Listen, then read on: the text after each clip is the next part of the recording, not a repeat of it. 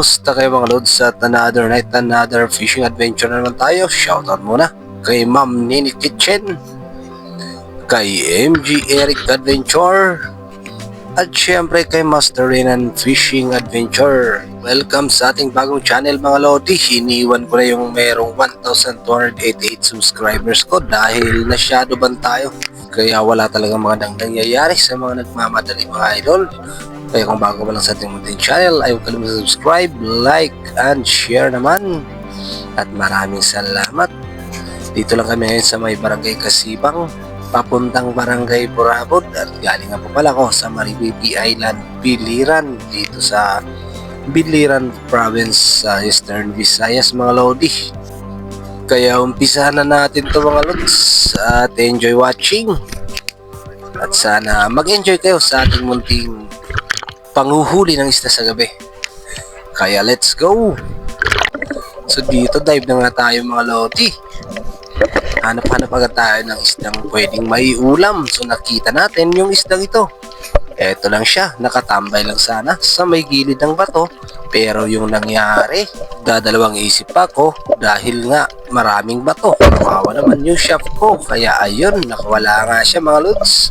Pumaripas na nga siya ng takbo. Kahit wala naman siyang mga paa, pero sinundan ko pa rin siya at nandito lang siya. Sumiksik na sa puntang isda ka. Sa kasamang palad mga lodi ay hindi mapulot yung shop natin, pero binalikan ko yan. Kaya eto na. Goods na ito pang ulam. At dito naman mga lods, meron namang isang canopy at ayan, sa pulkang isda ka. At good size na ito mga idol. Kaya lebreng-lebre na ito sa sinapaw. Ay, ito siya. Thank you Lord sa ating nahuling isda ngayong gabi. At dito naman, dive na awin tayo. Meron namang dalagang bukid sa pulkang isda ka. Okay sana kung laging ganito mga idol. Ayan, mga good size pa sana yung mga isda. At eto naman, isang tagbago or barhead spine foot sa English. Pato na naman yung nasandalan niya, kaya tinabig ko muna sa pulkang isda ka. Tatagasan pa talaga ako. Sayang naman, iulap na. Kung napapanood mo ito mga lods, at pwede naman sana mag-leave, like, comment para may shoutout sa ating next video. At dito naman, isang danggit. Yun lang, hindi tinamaan. At eto na lang, danggit again. Sa pulkang danggit ka, buti na lang at tinamaan na. Masarap pa naman to sa pinirito o kinilaw, labis na din to. At dito danggit pa, sa pulkang danggit ka. Hindi na tayo pinahirapan pa na pumunta sa malalim kasi siya na mismo yung pumaibabaw para ating ulamin. At dito, naplisan natin tong lawihan kung tawagin dito sa isla namin.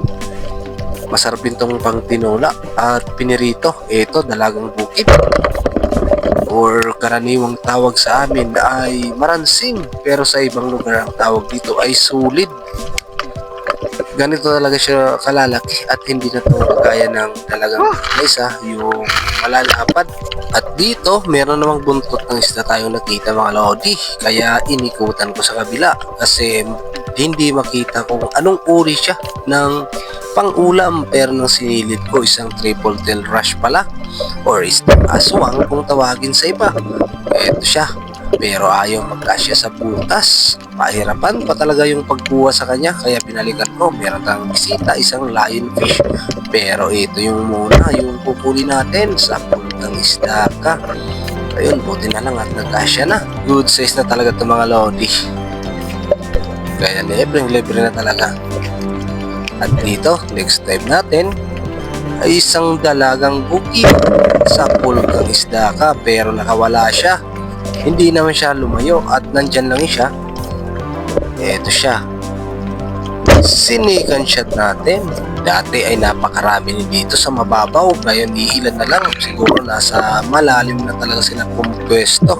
At dito naman mga lods, isa namang tagbago or taragbago kung tawagin sa iba.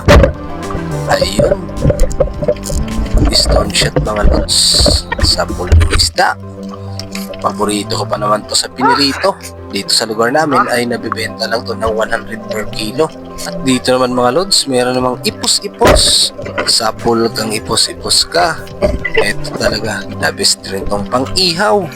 At eto pa, meron pa isang baklid, kagaya sa kanina, sapul kang isda ka. Eto na lang pala yung last fish natin sa gabing ito. Thank you Lord sa blessing at sa safe dive. At thank you Lord sa blessing at sa safe dive sa gabing ito. Pumahon na nga kami dito at sabay lang kami ni Parang Nip dito sa tapat ng barangay hall. Nagdala pa nga ako ng isang sea urchin. Tinignan ko kung marami ba yung laman kasi nakakamiss na rin kumain ng sea urchin na ito. Kaya ayun nga pala yung huli ni Parang Nip mga lodi. Mga buhay pa talaga. Ay hindi talaga tayo makakabenta kasi kulang na kulang to sa pang-ulam hanggang hapunan. So ito pala lahat yung nahuli natin sa gabi ng mga lods. At kung umabot ka man dito sa ating video ay maraming salamat sa panonood at pang-ulam lang talaga ito lahat mga lods. At magtitinola pa ngayong hapunan tapos pag-ulam na rin yung tira kinabukasan. So God bless po sa inyong lahat at thank you for watching at see you in the next video. Paalam!